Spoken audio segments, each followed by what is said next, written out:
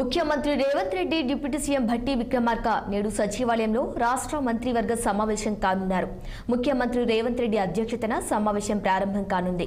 ఈ సమావేశానికి మంత్రులు, ప్రభుత్వ ప్రధాన కార్యదర్శి శాంతికుమారి, పలు శాఖల ముఖ్య కార్యదర్శులు హాజరు కానున్నారు.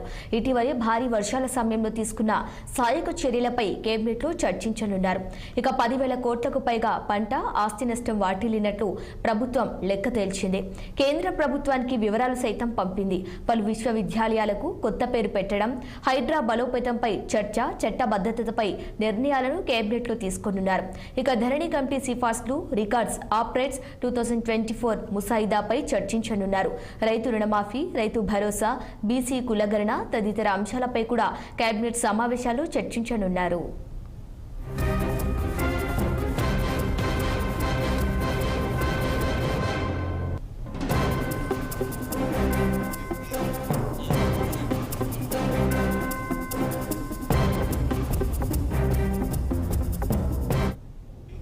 ఇక ఇదే అంశంపై మరింత సమాచారం మా political bureau chief Ram phone line లో అందించేందుకు సిద్ధంగా ఉన్నారు. రామ్, చెప్పండి.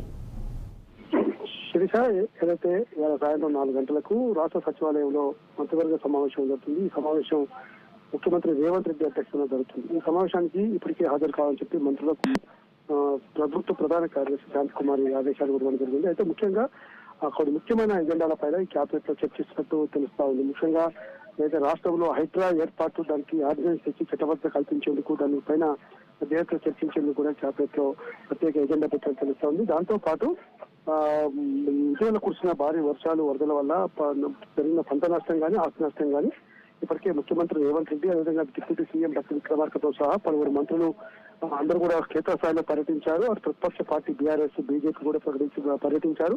అదేవిధంగా కేంద్ర మంత్రులు బండి సంజయ్ తో పాటు శివరాజ్ సింగ్ తో పాటు కిషన్ రెడ్డి కూడా పర్యటించి క్షేత్రస్థాయిలో కూడా పర్యటించి ప్రజల బాధలు బాగోగులు తెలుసుకున్నారు. అయితే ఈ నేపథ్యంలో జరిగిన పంట నష్టాలన్నీ కూడా ప్రభుత్వం నుంచి కేంద్రానికి ఆర్థిక సాయం కోరుతూ 10,000 కోట్లకు పైగా నష్టం వాటిల్లినట్టు కేంద్ర ప్రభుత్వానికి తెలిపింది. ఈ నేపథ్యంలో ఇవాళ క్యాబినెట్ లో చర్చించి మరోసారి అవసరమైతే ప్రత్యక్షంగా వెళ్లి, అవసరం మంత్రివర్గం అంతా వెళ్లి కూడా అవసరం పోతే ప్రధాని నరేంద్ర మోదీతో పాటు కేంద్ర హోంమంత్రి అమిత్ షా కూడా కలిసి ఆర్థికంగా కేంద్రం ఆదుకోవాలనే విధంగా సహాయ శాఖ అడగాలని చెప్పి కూడా భావిస్తున్నట్టు తెలుస్తోంది. ఈ ఎజెండా పై కూడా ముఖ్యంగా చర్చించారు. దాంతోపాటు పంట రుణమాఫీ, రైతు భరోసా, అదేవిధంగా బీసీ కులగణన, ఈ 3 ఎజెండాలు కూడా ఈ రోజు క్యాబినెట్ చర్చిస్తారు. మరోవైపు పలు యూనివర్సిటీలకు పేర్లు పెట్టడం, ఓటీ మైనా యూనివర్సిటీకి చాకలేలమ్మ పేరు, తెలుగు యూనివర్సిటీకి సురవరం ప్రతాప్ రెడ్డి పేరు, అదేవిధంగా కొండ లక్ష్మణ్ బాపూజీ పేరును హ్యాండ్లూమ్ టెక్స్టైల్స్ కు, ఈ 3 యూనివర్సిటీ కూడా ఇప్పటికే పేరు పెట్టాలని డిసైడ్ అయ్యారు. దాన్ని కూడా చట్టబద్ధత చేస్తారు. మరోవైపు వ్యవసాయ విద్యా కమిషన్లకు కూడా కోదండరెడ్డికి వ్యవసాయ రైతు సంక్షేమ సంఘం,